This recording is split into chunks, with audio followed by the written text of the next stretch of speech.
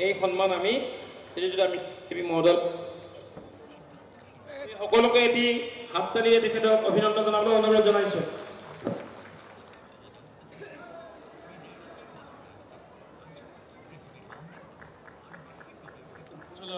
আদৰি আনিবলৈ অনুৰোধ জনাইছোঁ আৰু মঞ্চত চিট নাপালে আমি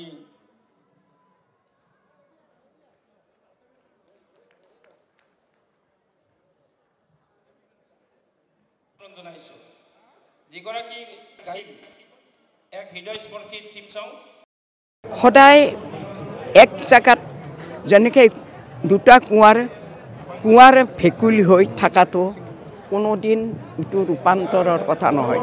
জ্যোতিপ্ৰসাদৰ কথাৰে কৈছোঁ, তেওঁ মাতৃৰ মুখৰ সেই তাহানিৰ বিয়া গীত আই নাম ধাই নাম সকলো আনি তেওঁ সুন্দৰ সুৰীয়া গানৰ সৃষ্টি কৰিছিল। ঠিক তেনেকৈ অসম সাহিত্য সভা কেৱল মোৰকৈ থাকি বুকত সাৱটি থাকিলে নহয়, অসম সাহিত্য সভাক বিশ্ব দৰবাৰত প্ৰতিষ্ঠা কৰিব লাগিব আৰু সৰ্বভাৰতীয় অনুষ্ঠান হিচাপে ৰূপান্তৰ ঘটক। এইখিনিয়ে মোৰ মনৰ বাসনা জীৱনৰ বিয়লি পেলা। মই খুব ভাল দেখিছোঁ, কাৰণ আদৰণি কমিটিৰ যিটো ব্যৱহাৰ মই লগত লাগিয়ে আছোঁ।